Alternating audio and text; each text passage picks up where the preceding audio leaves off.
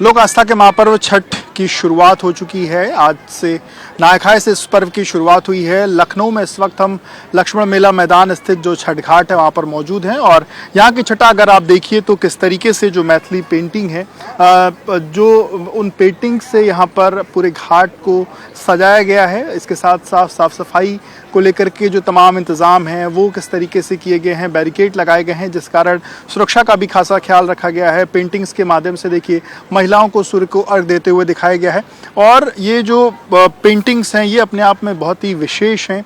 पिछले लगभग 5 दिनों से इन पेंटिंग्स को बनाने का जो काम है वो चल रहा था। इसके साथ साथ जो तमाम जो बेदियाँ हैं वो भी कई बेदियाँ बन चुकी हैं, कई बेदियाँ लोग बना रहे हैं और कुल मिलाकर के एक बड़ा कार्यक्रम इस बार फिर से जो छठ घाट है यहाँ पर होने वाला है। इसके जो मुख्य आयोजक हैं वो इस वक्त हमारे साथ हैं। ये बताइए, इस बार अपने आप में एक नई पटकथा फिर से आप लोग लिखने जा रहे हैं। पिछले 40 सालों से यहाँ पर हर साल एक नया जो इतिहास है वो लिखा जाता है। इस बार क्या नया और क्या विशेष छठ की पूजा में होने वाला है? देखिए, जैसे शुरुआत किया था तो बहुत ही कम लोग थे। लखनऊ में सामान भी नहीं मिलता था 84-85 में जब हम लोग शुरुआत किए थे। और 40 साल एक अपने आप में एक बहुत बड़ा समय होता है। और हम लोग जो है जब शुरुआत किए, मैं तो बहुत ही यंग था, करीब 18-19 साल का था। और आज जो है देखिए 40-41 साल से इस छठ महापर्व को, और यहाँ पर इस गोमती के किनारे पानी भी नहीं था, जगह भी नहीं थी। गोमती की जल जो है भी बहुत दूषित था। लेकिन आज जो है देख रहे हैं इस पानी को 2 महीना से सफाई करके हम लोग जो है आचमन जैसे इसको बनाए हैं। और छठ घाट को ये सुशोभिता, पहले ये सुशोभिता भी नहीं था लेकिन सुशोभिता को बनाया गया। तमाम इसमें तैयारियां हुई। आज स्थिति यह है कि पूरी सरकार लगी हुई है, पूरे शासन प्रशासन लगा हुआ है और परम पूज्य योगी आदित्यनाथ महाराज जी स्वयं इस छठ घाट पर उपस्थित होकर और वो अर्घ देंगे 27 तारीख को 4 बजे। ये जो बेदियां बनाई जा रही हैं इनके क्या महत्व हैं? महिलाएं जो बेदियां बनाती हैं यहाँ पर क्या ये बेदी, इसको सुशोभिता और बेदी भी कहा जाता है। तो ये बेदियां जो है लोगों के, ये मंदिर है और ये छठ का मंदिर कहा जाता है। और यहीं पर लोग बैठ के और पूजा अर्चन करेंगे। सब दौरा में, उसमें डलिया में सब सामान लेके लोग आएंगे ना, जैसे 6, 12, 24 की संख्या में गन्ना लेके लोग आते हैं। और जिसकी मन्नत होती है, माने जिसकी भखौती होती है, वो भखौती जो है उस पर जैसा रहता है उसी हिसाब से लोग सारे फल 6, 12 और 24 की संख्या में लोग चढ़ाएंगे और यहाँ पर पूजा करेंगे। फिर यहाँ से जो जाएंगे घर, जो है तो घर जाने के बाद फिर कोसी भरा जाता है। ठीक है, जो कलश टाइप का बना रहता है उसमें जो है दिया लगे रहते हैं, उसमें सब सामान भर के और कोसी भरा जाएगा। तो यह मंदिर है और इसको सुशोभिता कहते हैं। और पूरे बिहार में से और पूरे हमारे प्रदेश तक जो है ये पूर्वी क्षेत्रों में ही मनाया जाता था। ऊर्जा के अपार स्रोत हैं तो उनके पूजा करने से आदमी स्वस्थ और दीर्घायु होता है, इसीलिए इसको मनाया जाता है और ये ग्लोबल हो चुका है। हमने देखा मधुबनी पेंटिंग्स भी बनवाई गई हैं। ये कब से इसका काम चला और कितने लोग इसमें लगे, क्या हुआ? ये 1 हफ्ता से इसकी मधुबनी की, देखिए बड़ा सुंदर लग रहा है, इसकी पेंटिंग की गई है। और मधुबनी का ये पेंटिंग जो है बहुत, बिहार जो मधुबनी है वहाँ का पेंटिंग ये बड़ा मशहूर है। तो इसको मैंने पेंटिंग कराई कि जितना भी बेहतर से बेहतर, सुंदर से सुंदर, अच्छा से अच्छा इस घाट को बनाया जा सकता है, वो सारे प्रयास हम लोगों ने किया है 2 महीना से लग के। अब ये हमारी जो है सारी जो है पानी को आप देख रहे हैं कि यहाँ पर की दृष्टि से बैरिकेटिंग की गई है और जाल डाला गया है कि उधर का दूषित पानी जो है इधर न आवे, क्योंकि लोग अर्घ देते, इसमें नहाते भी हैं, तो उस पानी को हमको शुद्ध करना है। और ये सारी व्यवस्थाएं जो है चाक चौबंद हो, जबकि खुद माननीय मुख्यमंत्री जी स्वयं इसकी सारी मॉनिटरिंग कर रहे हैं, लगातार वो इस पर समीक्षा कर रहे हैं। तो उनके वजह से ये छठ महापर्व और भव्य और दिव्य हो चुका है। बताइए, छठ की जो पूजा होती है वो विशेष किस उसके लिए होती है, किन मन्नतों के लिहाज से, या सिर्फ जैसे लोग, जैसे मेरी ही है, हम जब छोट रहनी, लड़का रहनी, 7 साल के रहनी, तो हमारी तबीयत बड़ा खराब रहे और हमार माता जी कहली कि हमार बाबू बच गई हैं, निरोग हो गई हैं, तो हम आजीवन कोशिश भरब।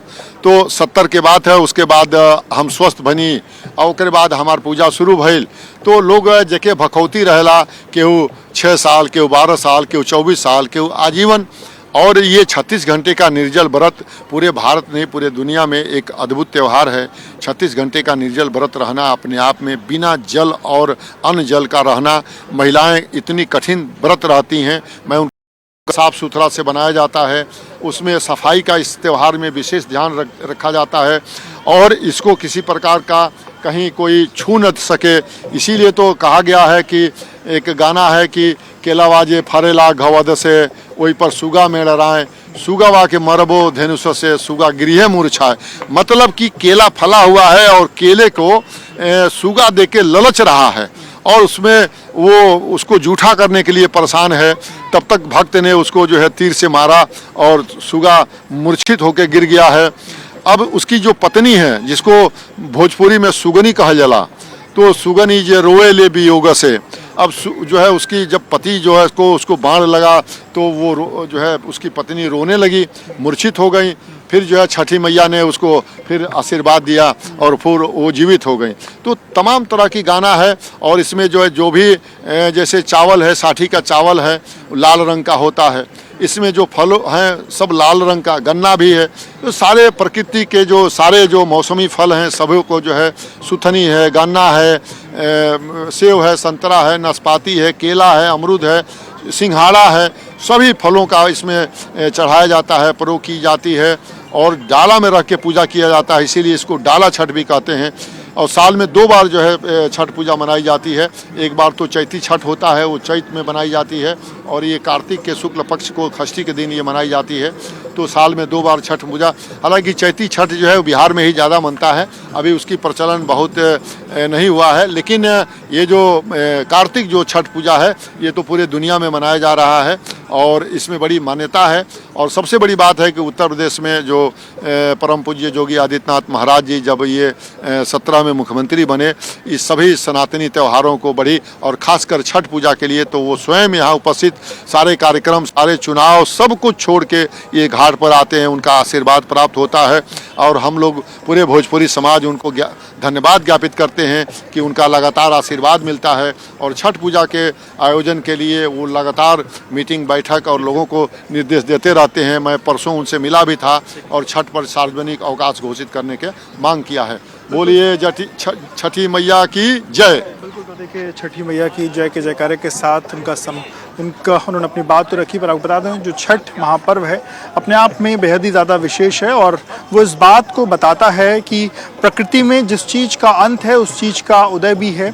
और इसी कारण कहा जाता है, इसी कारण सबसे पहले जो तीसरा दिन होता है उस दिन जिस तरीके से जो महिलाएं हैं वो ढलते हुए सूर्य को अर्घ देती हैं, उनको प्रणाम करती हैं और उसके बाद अगले दिन उगते हुए सूर्य को उनको नमस्कार करने के साथ प्रकृति का एक जो बड़ा संदेश है कि जो भी खत्म हुआ है उसका उदय होना एक तरीके से ये कहा जाए कि वो उसका उदय होना ही है और जो भी परेशानी आए उससे लोगों को निदान मिलेगा ही मिलेगा। इस आशा के साथ कहीं ना कहीं ये जो छठ का महापर्व है, लोक आस्था का महापर्व है, वो पूरे विश्व में लोग मना रहे हैं और लखनऊ में भी उसकी जो छठा है वो देखने को मिलेगी। कैमरामैन फैसल के साथ विवेक, रवि न्यूज़, लखनऊ।